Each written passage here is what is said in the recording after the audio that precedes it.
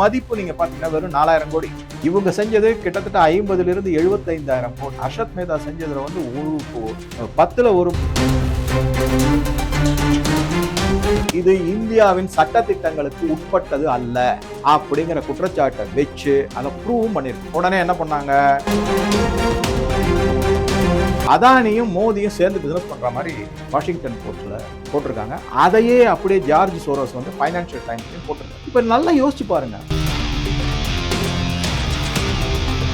இந்தியாவை பொறுத்த வரைக்கும் அவங்க வந்து உறுதியா இருக்காங்க. நீ ஃப்ராடு பண்ணிருக்க இந்த நாட்டுக்குள்ள, இந்த நாட்டினுடைய உற்பத்தியாளர்கள் மீது, இந்த நாட்டினுடைய வியாபாரிகள் மீது, இந்த நாட்டினுடைய நுகர்வோர்கள் மீது நீ ஃப்ராடு பண்ணி மாதிரி பண்ணிருக்கனா அதற்கான தண்டனை அனுபவிக்கணும், அதற்கான ஃபைன் நீ கட்டித்தான் ஆகணும்.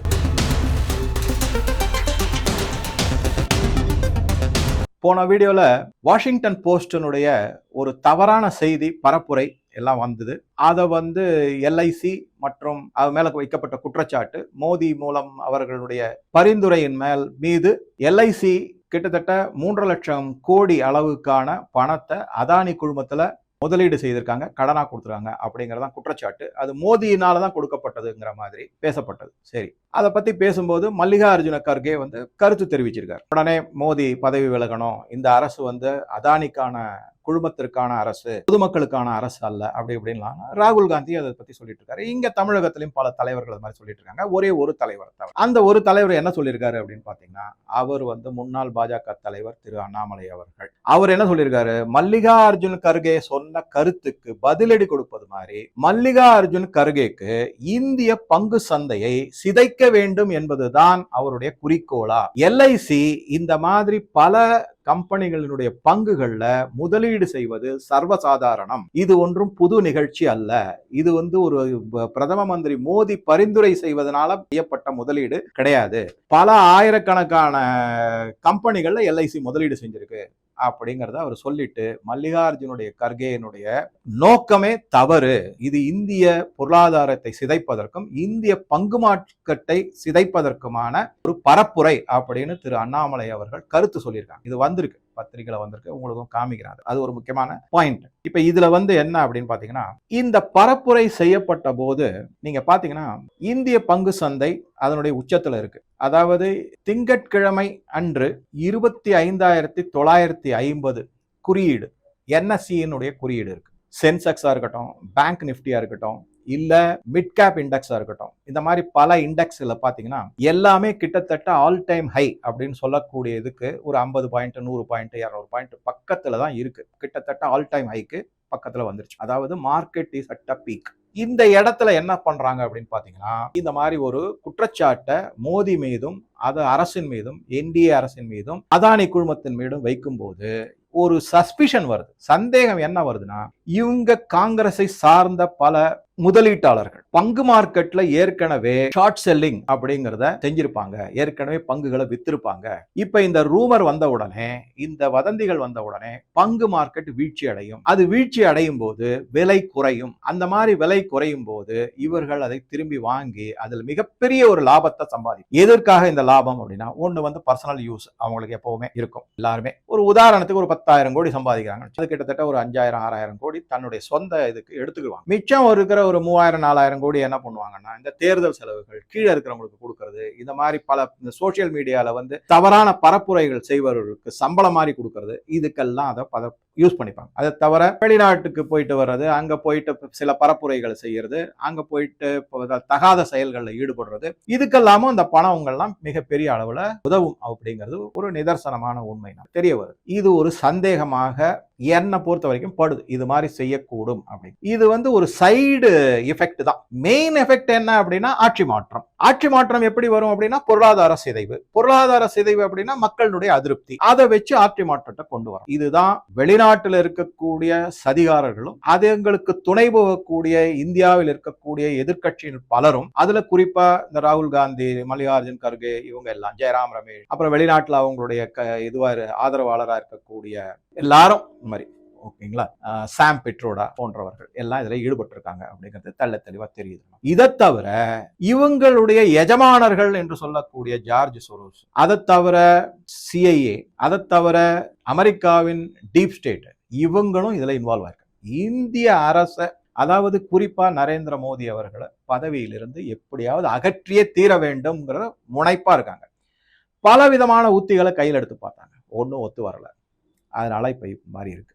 சரி, இந்த மாதிரி இவங்க செய்யும்போது இதுல இன்னும் ஒரே ஒரு சின்ன விஷயத்தை மட்டும் உங்க கூட ஷேர் பண்றேன். 3வது இடத்துல மிகப்பெரிய ஊழல்னு ஒரு 10 ஊழல் பட்டியலிட்டு இருக்காங்க. முதல்ல சொன்னது கோல் ஸ்கேம், அடுத்த இடத்துல இருக்கிறது 2G ஸ்கேம், 3வது இடத்துல இருக்கிறது கோ லொகேஷன் டெர்மினல்ஸ் அப்படின்னு சொல்லக்கூடிய செபி மூலமாக நடத்தப்பட்ட மிகப்பெரிய ஒரு ஃப்ராட் இருக்கு. அதுல இந்த நிதி அமைச்சர், அவருடைய மகன், முன்னாள் நிதி அமைச்சர், காங்கிரஸ்ல இருந்தவர், அவருடைய மகன், அவங்க எல்லாம் அதுல இன்வால்வ் ஆயிருக்காங்கிற பேச்சு அடிபட்டது. பல செய்திகள் அதை பத்தி வந்திருக்கு. கோ லொகேஷன் ஃப்ராட் அப்படின்னு நீங்க NSE-ல. அப்ப இந்த NSE-ல சித்ரா ராமகிருஷ்ணா அப்படிங்கிறவங்க தான் அதுல CEO-வா இருந்தாங்க. அவங்க மேல குற்றச்சாட்டு வைக்கப்பட்டு அவங்கள அரெஸ்டும் பண்ணாங்க. இன்னும் அந்த கேஸ் முடியல. அதனுடைய வேல்யூ எவ்வளவுன்னு நான் மட்டும் சொல்றேன். 50,000 கோடியிலிருந்து 75,000 கோடி ரூபாய் வரை ஊழல் செய்யப்பட்டுள்ளது அப்படிங்கிற குற்றச்சாட்டு இன்னைக்கு இருக்கு. அது போயிட்டு இருக்கு, அந்த கேஸ் போயிட்டு. ஏன்னா இந்தியாவில தான் உங்களுக்கு தெரியும் ஜுடிஷியரி எப்படிப்பட்ட ஒரு அருமையான ஜுடிஷியரி அப்படின்னு தெரியும் உங்களுக்கு. அதை பத்தி சொல்றேன். அடுத்த சீஃப் ஜஸ்டிஸ் சூரியகாந்த் அவர்கள் வர இருக்கிறார். அவர் கொடுத்த சில ஜட்ஜ்மெண்ட்டை பத்தி ஒரு வீடியோவை போடுறேன். அப்போ உங்களுக்கு தெரியும் எப்பேற்பட்ட ஒரு ஜுடிஷியல் சிஸ்டத்துல நம்ம வாழ்ந்துகிட்டு இருக்கோம் அப்படிங்கிறது. கேட்கலாம், ஏன் சார் இது பண்ணல, மத்திய அரசு கையாளாகத்தனா அப்படி இப்படிலாம் பேசலாம். உள்ள போய் இறங்கி நின்று பார்த்தா தான் அதனுடைய தாத்பரியங்கள்லாம் நம்ம எல்லாருக்குமே புரிய வரும். பல ஊழல்கள் UPA 1 மற்றும் 2 அதெல்லாம் நடந்திருக்கு. அது இது வரைக்கும் கேஸ் ஓடிக்கிட்டு இருக்கு தவிர இன்னும் நிரூபணம் ஆகல. இப்ப நீங்க கேட்கலாம், சார் 2G மட்டும் என்னங்க சார் எல்லாரையும் விடுவிச்சுட்டாங்க? கிடையவே கிடையாது. திருப்பியும் ரிவைவ் பண்றாங்க. கோல் கேட்டும் வருது, 2G கேட்டும் வருது, இந்த NSE கேட்டும் வருது. எல்லாமே திரும்பி ரிவைவ் பண்ணிட்டு இருக்காங்க. அப்ப NSE-ல அதனுடைய சீஃபா இருந்தவங்க சித்ரா ராமகிருஷ்ணா அப்படிங்கிறவங்க, அவங்க அரெஸ்ட் பண்ணப்பட்டார்கள் இந்த ஸ்கேமுக்காக. அதனுடைய வேல்யூ நீங்க பாத்தீங்கன்னா 50,000 75,000 கோடி ரூபாய் வரைக்கும் அதுல ஊழல் நடந்திருக்கு அப்படிங்கிறாங்க. சில இடங்கள்ல எல்லாம் டெர்மினல்ஸ் எல்லாம் வச்சு தகாத முறைகள்ல, அதாவது வியாபாரங்கள், பங்கு சந்தை வியாபாரங்கள்லாம் நடத்தப்பட்டு அதுல லாபம் சம்பாதிச்சிருக்காங்க. அந்த ஊழல் 50,000 75,000 கோடி ரூபாய் வரைக்கும் இருக்கு. இதுல முன்னாள் நிதியமைச்சர் அவர் ஈடுபட்டு இருக்காரு அப்படிங்கிற செய்திகள்லாம் இருக்கு. இன்னும் அது நிரூபணமாகல அப்படிங்கறத தவிர ஆதாரபூர்வமா பல செய்திகள் இருக்கு. அது மறுக்க முடியாத உண்மை. அது ஒரு அத மாதிரி கம்பேர் பண்ணும்போது ஹர்ஷத் மேத்தான்னு ஒருத்தர் இருந்தார். அவர் பங்கு மார்க்கெட்ல பேங்க்ல ஃப்ராடுலண்டா லோனை வாங்கி, தகுடுதத்தம் செய்து லோன் வாங்கி ஸ்டாக் மார்க்கெட்ல இன்வெஸ்ட் பண்ணி அதுல இருந்து லாபம் சம்பாதிச்சாங்க. அந்த ஊழலுடைய மொத்த மதிப்பு நீங்க பாத்தீங்கன்னா வெறும் 4,000 கோடி. இவங்க செஞ்சது கிட்டத்தட்ட 50,000 75,000 கோடி. ஹர்ஷத் மேத்தா செஞ்சதுல 10ல ஒரு பாகம் கூட கிடையாது இவங்க செஞ்சதுல. அந்த மாதிரி ஒரு ஊழல் நடந்திருக்குங்கிறத தெரிய வருது. இதை பத்தி தான் பேசும்போது அண்ணாமலை சார் சொன்னதெல்லாம் நான் உங்ககிட்ட சொல்லிட்டேன். இதெல்லாம் சரி, ஏற்கனவே அதானி குழுமத்தின் மேல ஹிண்டன்பர்க் மூலமாக ஒரு குற்றச்சாட்டு வைக்கப்பட்டு அது நிரூபணமாகாமல் அந்த கேஸ் கைவிடப்பட்டது. எல்லாமே சரியான முறையில் தான் நடக்கப்பட்டதுன்னு தீர்ப்பு வழங்கியாச்சு சுப்ரீம் கோர்ட் முதற்கொண்டு. சரி, அது ஒரு பக்கம் இருக்கு. இப்ப முக்கியமான விஷயம் என்ன அப்படின்னா, இந்த வாஷிங்டன் போஸ்ட் இருக்கு இல்லைங்களா, இவங்க அதை ரொம்ப முனைப்பா அதை கையில எடுத்து செஞ்சிருக்காங்க. எதனால அப்படின்னு பாத்தீங்கன்னா, கொஞ்சம் உள்ள போய் பூந்து புறப்பட்டு பார்த்தோம்னா, இந்த வாஷிங்டன் போஸ்ட் யாருடைய ஓனர்ஷிப்ல இருக்குன்னா, அமேசான் கம்பெனியினுடைய ஓனரான ஜெஃப் பெசோஸ் இந்த வாஷிங்டன் போஸ்ட்டை வாங்கியிருக்காரு. அவர் 2013-14 வாக்குல அந்த வாஷிங்டன் போஸ்ட் அப்படியே வாங்கிட்டார். விலைக்கு வாங்கி தன்னுடைய சொந்தமா ஆக்கிக்கிட்டார். அந்த வாஷிங்டன் போஸ்ட பத்தி என்ன நியூஸ் வந்திருக்கு அப்படின்னா, it is a green and red false fake news spreading newspaper அப்படின்னு தான் சொல்றாங்க. கிரீன் அப்படிங்கிற கலர் எதை குறிக்கும்னு தெரியும், ரெட்டும் உங்களுக்கு தெரியும், ஓக்கு கம்யூனிஸ்ட் பத்தி உங்களுக்கு தெரியும். இதை பத்திய பரப்புரைகள் எல்லாம் பொய்யான பரப்புரைகள் நிறைய பரப்பப்பட்டு அதன் மூலமாக ஜெஃப் பெசோஸ் மற்றும் CIA மற்றும் டீப் ஸ்டேட், பல நாடுகள்ல இருக்கக்கூடிய விலைபோன தலைவர்கள் தங்களுக்கு சாதகமான செய்திகளை பிரசுரம் செய்து குளிர் காஞ்சிக்கிட்டு இருக்காங்க அப்படிங்கிறது உண்மை.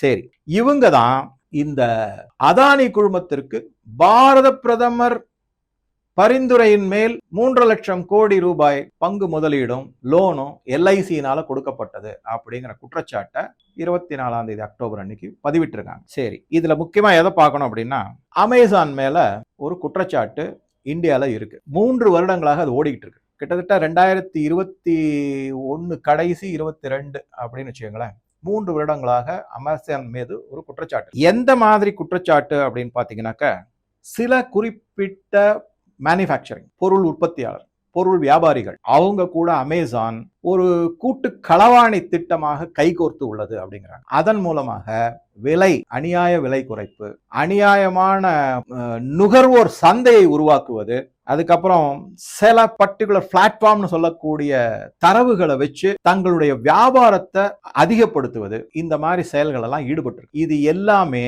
காம்படிஷன் கமிஷன் ஆஃப் இந்தியா அப்படிங்கிற நிறுவனத்துக்கு கொண்டு செல்லப்பட்டது. அவங்க தரவா எல்லாத்தையும் அனலைஸ் பண்ணி பார்த்து பேசி எல்லாம் செஞ்சு, ஆமா பலவிதமான முறைகேடுகள் நடந்துள்ளன. எந்த மாதிரி முறைகேடுகள்னா, இந்திய உற்பத்தியாளர்கள், இந்திய வியாபாரிகள், இந்திய நுகர்வோர்கள் அனைவருக்குமே அமேசான் கம்பெனி தகுடுதத்தங்களை செய்து பலவிதமான துரோகங்களை செய்துள்ளது, பலவிதமான விலை சார்ந்த தகுடுதத்தங்களை செய்துள்ளது அப்படிங்கிறது நிரூபணமாயிருக்கு. சரி, நுகர்வோரை கவர்வது போல ஒரு சீப் பிரைஸ் இல்லைன்னா என்ன சொல்றது, தீபாவளி சேல், இந்த சேல் அந்த சேல் அப்படிலாம் போட்டு ஃப்ரீ டெலிவரிங்கிறது, மெம்பர்ஷிப் டெலிவரிங்கிறது, 2 நாள்ல வரும், இந்த மாதிரி பலவிதமான இது ஏதோ ஒரு நுகர்வோர்கள் சார்ந்தது மட்டுமல்லாமல் பல இந்திய கம்பெனிகள், உற்பத்தியாளர்கள் மற்றும் வியாபாரிகளை முடக்கப்பட்டு ஒரு சிலருக்கு, குறிப்பா வெளிநாட்டிலிருந்து தருவிக்கக்கூடிய பொருட்களுக்கு முன்னுரிமை கொடுக்கப்பட்டு அமேசானால வியாபாரம் நடத்தப்பட்டுள்ளது.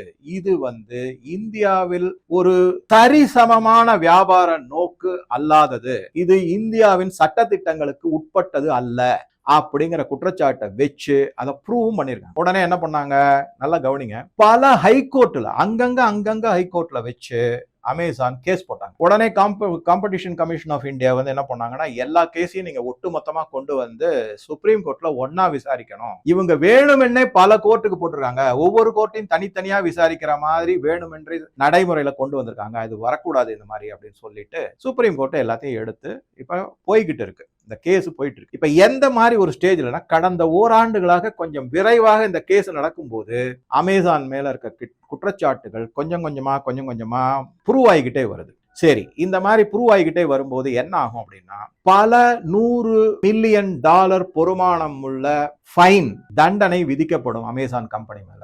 அது அவங்களுக்கு மிகப்பெரிய ஒரு அடி. இதுல இருந்து தப்பிக்கிறதுக்கு என்ன பண்ணிருக்காங்க அப்படின்னா, ஒரு முன் எடுப்பா என்ன பண்ணிருக்காங்கன்னா, வாஷிங்டன் போஸ்ட் மூலமாக அதானி குழுமத்தின் மேல ஒரு குற்றச்சாட்டை வச்சு, அந்த குற்றச்சாட்டுக்கு துணை போனவர் மிக முக்கியமானவர் பாரத பிரதமர் தான் அப்படிங்கறத சொல்லியிருக்காங்க. அந்த மாதிரி அவங்க சொல்லும் போது என்ன பண்ணிட்டாங்கன்னா, வார்த்தைகளை நம்ம கவனிச்சோம்னா, PM மோடி இதற்கு தகுந்த பதில் அளிக்க வேண்டும், ஏனென்றால் அதானி செய்த ஃப்ராடு போன்ற குற்றச்சாட்டுகளுக்கு அவருடைய பிசினஸ் பார்ட்னர்ங்கிற மாதிரி சொல்லியிருக்காங்க.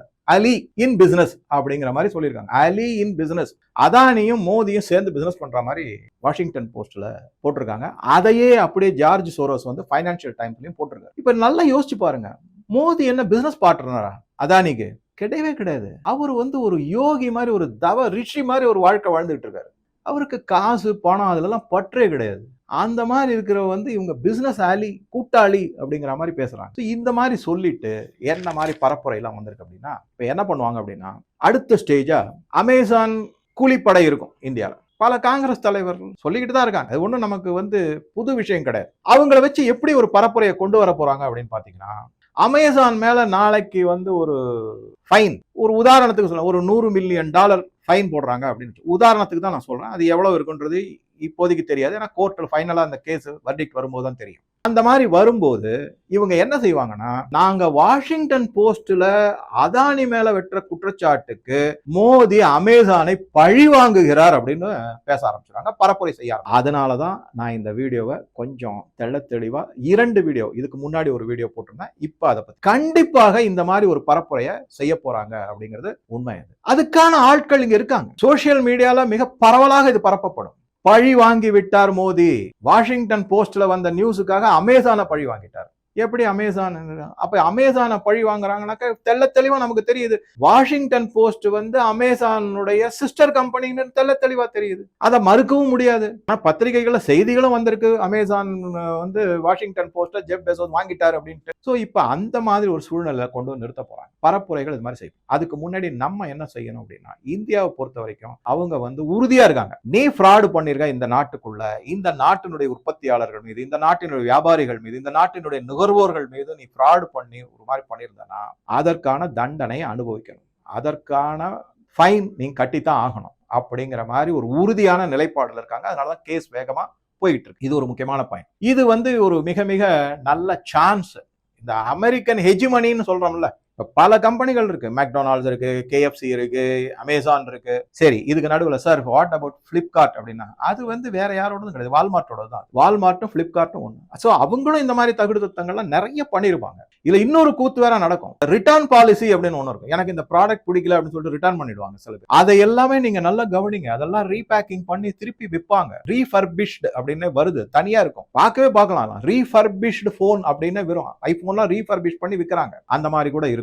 சோ சிலதை என்ன பண்றாங்கன்னா அப்படியே போட்டு எரிச்சிட்டு இன்சூரன்ஸ்ல கிளைம் பண்ணிடுறாங்க. அந்த குற்றச்சாட்டு வேற இருக்கு. இதெல்லாம் நீங்க ரொம்ப டீப்பா போனோம்னு வச்சுங்களேன், அப்படியே கேவலமா இருக்கும். நம்மளாம் நினைச்சுக்கிட்டு இருக்கோம் வளர்ந்த நாடு, மிக நாகரிகம் உள்ள நாடு அப்படின்னு. எல்லாம் ஃப்ராடு. அந்த மாதிரி தான். பணம் ஒண்ணுதான் குறி, அவங்களுக்கு வேற எதுவுமே குறி கிடையாது. எப்படியாவது வியாபாரம் பண்ணு, எப்படியாவது பணத்தை கொண்டு வா, அவ்வளவுதான். சோ ஆக மொத்தம் சில இடத்துல குடோன்கள்ல தீ பிடிச்சு எரிஞ்சு அதுக்கு ஃபயர் இன்சூரன்ஸ் வாங்கி அதுல வேற காசு சம்பாதிக்கிறாங்கன்ற குற்றச்சாட்டு எல்லாம் கூட இருக்கு. இதெல்லாம் சரி. இதுக்கப்புறம் நம்ம என்னன்னா, இதுதான் சரியான தருணம் இவங்களுடைய கொட்டத்தை அடக்கிறதுக்கு. சோ இப்ப அமேசானுடைய கொட்டத்தை அடக்கணும்னு வச்சுங்களேன், யார் யாருக்கெல்லாம் அடிவாங்க. ட்ரம்ப் கொஞ்சம் மௌனமா இருப்பார். ஏன்னா அவரு தான் தூண்டி விட்டுருக்காரு, சும்மா ஒண்ணும் கிடையாது. அவருடைய தூண்டுதல், டீப் ஸ்டேட்டினுடைய தூண்டுதல், சிஐஏயோட தூண்டுதல், இங்க காங்கிரஸ் அதுக்கு துணை போவது எல்லாமே நடந்துச்சு. இப்ப அமேசானுக்கு ஒரு ஆப்பு வைக்கிறாங்க, சரியான ஆப்பு வச்சுட்டாங்கன்னு. அந்த மாதிரி பண்ணிட்டாங்கன்னா இந்த எல்லா கூட்டமும் அடிபடும். அதுல இன்னும் கோவம் தான் அதிகமாகும். அவங்களுக்கு எல்லாருக்கும் அடிபடும். ஏன்னா பணம் கொடுத்துருக்க வாங்கியிருக்காங்க.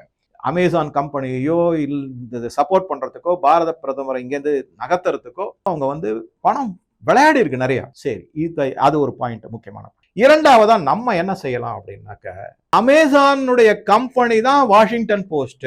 அமேசானுக்கு இந்தியாவில் இந்த மாதிரி சங்கடங்கள்லாம் இருக்கு, தகுடுதத்தங்கள் நிறைய செஞ்சிருக்காங்க, சட்டப்படி அவங்க செய்தது குற்றம், அது நிரூபணமானால் அவங்களுக்கு மிகப்பெரிய தண்டனை கிடைக்கும் அப்படிங்கறதெல்லாம் நம்ம சோசியல் மீடியால எவ்வளவு முடியுமோ அவ்வளவு பரப்புரை இப்பயே செஞ்சிடணும். அப்பதான் என்ன ஆகும்னா, பழிவாங்கல் அப்படின்னு ஒரு முன்னெடுப்பு செய்வாங்க இல்லையா, அதை நம்ம முறியடிக்க முடியும். அது ஒரு முக்கியமான. அடுத்ததா நம்ம என்ன செய்யலாம்னா, அமேசான்ல வாங்காம இருப்போமே. அப்ப நீங்க கேட்கலாம், சார் நான் வேற எங்க தான் சார் போய் வாங்குறது? நமக்கு பக்கத்துல நிறைய கடைகள், அண்ணாச்சி கடை இருக்கு, செட்டியார்கள் கடை இருக்கு, எத்தனையோ பேரோட கடை இருக்கு. அங்க போய் வாங்கலாம். நம்ம எதுக்காக இவங்க கிட்ட வாங்கணும் சொல்லுங்க, யோசிச்சு பாருங்க. நீங்க அமெரிக்காவிலே என்ன சொல்றாங்கன்னா, மம்மி பப்பா ஸ்டோர், அங்க போய் வாங்குங்க, இந்த அமேசான்ல வாங்காதீங்கன்னு சொல்றாங்க. அப்பதான் அந்த வியாபாரம், சிறு குறு வியாபாரிகள் அதனால பயனடைவார். சும்மா வீட்லயே உட்காந்துட்டு இந்த இடத்துல நான் ஒரு குருமூர்த்தி சார் ஒரு ஸ்டோரி ஒண்ணு சொல்லியிருக்காரு. அதாவது ஸ்டோரி கிடையாது, ஒரு உண்மையான நிகழ்வு. அவங்க குடும்பத்துல அவங்க குடும்பத்திலேயே, அவருக்கு ரிலேட்டிவ் குடும்பத்திலேயே ஒருத்தருக்கு திடீர்னு வேலை போயிடுச்சு, சம்பளம் இல்லை. அண்ணாச்சி கடையில போய் பொருள் கேட்டது தயங்கி நின்னாங்களாம். அண்ணாச்சி உடனே சொன்னார், உங்களுக்கு வேலை போயிடுச்சுன்னு தெரியும் தம்பி, நீங்க கவலைப்படாதீங்க, சாமான் வீட்டுக்கு கொடுத்து விடுறேன், எப்ப வேணா கொடுங்க அப்படின்னு.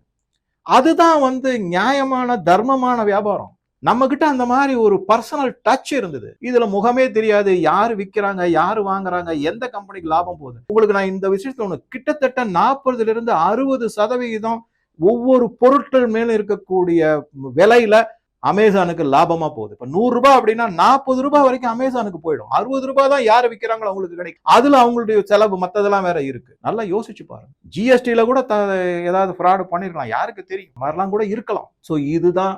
ஆக மொத்தம் அமேசான்ல வாங்குவதை கூடுமான வரை தவிர்க்கலாம். சார் பிளிப்கார்ட் அதையும் தவிர்க்கலாம். மீஷோ அப்படின்னு ஒரு ஆன்லைன் இப்படி உங்களுக்கு ஆன்லைன்ல தான் வாங்கி ஆகணும், அது இந்திய கம்பெனி, அந்த கம்பெனில கூட நம்ம வாங்கலாம். சோ இந்த மாதிரி பல விதமான முன்னெடுப்புகளை நம்ம செஞ்சு சோசியல் மீடியால நல்ல ஒரு பரப்புரை, இந்த வீடியோவை தான் பரப்புரை செய்யணும். உங்களுடைய கருத்துக்களை அப்படியே நீங்க சொல்லலாம். இந்த மாதிரி எல்லாம் நடக்குது, இந்திய நாட்டுக்கு எதிராக இந்த மாதிரி எல்லாம் பண்றாங்க, இவங்க பண்ணக்கூடிய குற்றங்களை மறைப்பதற்காக வேற மாதிரியான தவறான பரப்புரைகளை செஞ்சு மக்களை திசை திருப்புறாங்க அப்படிங்கறதெல்லாம் கொஞ்சம் எடுத்து சொன்னீங்கன்னா ஒரு புரிதல் வரும். கொஞ்சம் கொஞ்சமா என்ன ஆகும் அப்படின்னா, நிஜமாவே இந்த நாட்டுல ஒரு முன்னேற்றம் நடந்துகிட்டு இருக்கு, ஒரு நல்ல பாதை அமைந்துகிட்டு வருது, நம்ம வருங்கால சந்ததியினருக்கு அது மிக ஒரு முக்கியமான நலன் பயக்கக்கூடியதா இருக்கும் அப்படிங்கிற எண்ணம் மேலோங்க இதுல இருந்து யாரு எந்த விதமான வதந்திய பரப்புனாலும் நம்ம நம்ப மாட்டோம். நியாயமான, உண்மையான, நேர்மையான முடிவுகளை நம்ம தீர்க்கமா நம்மளால எடுக்க முடியும். நல்ல யோசனை செஞ்சு செய்ய முடியும். அடுத்தவங்க சொல்றதை வச்சு நம்ம விலை போகாம தவிர்க்கப்படலாம், ஏமாற்றப்படாமல் இருக்கலாம். இதுதான் நான் உங்ககிட்ட கடைசியா சொல்லிக்க விரும்புறேன். சோ அரசாங்கம் ரொம்ப தீவிரமாக இந்த இன்வெஸ்டிகேஷன், அமேசானுக்கு எதிரான இன்வெஸ்டிகேஷன்ல இறங்கியிருக்காங்க. இது 3 வருடம் பழமையான இன்வெஸ்டிகேஷன். ஏதோ இன்னைக்கு நேற்றுக்கு தான் எடுத்திருக்காங்க, அதனாலதான் பழிவாங்கும் நடவடிக்கை, அப்படி கிடையாது. மிக மிக முக்கியமான குற்றச்சாட்டு அமேசான் மேல எது வைக்கப்பட்டுள்ளதுன்னா ஆன்டி ட்ரஸ்ட் கேஸ் அப்படிங்கிறது ஒன்று ஃபைல் பண்ணிருக்காங்க. ஆன்டி ட்ரஸ்ட் கேஸ் அப்படிங்கிறது ஃபைல் பண்ணிருக்காங்க. அதாவது நுகர்வோர் மற்றும் உற்பத்தியாளர் மற்றும் வியாபாரிகளுடைய நம்பிக்கையை சிதைக்கும் வகையில் அமேசான் செயல்பட்டு உள்ளது அப்படிங்கிறது அந்த கேஸ். மிக மிக முக்கியமான கேஸ். ஸோ பல கருத்துக்களை இந்த வீடியோவில் உங்க கூட ஷேர் பண்ணியிருக்கேன். உங்க கருத்துக்களை பதிவிடவும் நன்றி, வணக்கம்.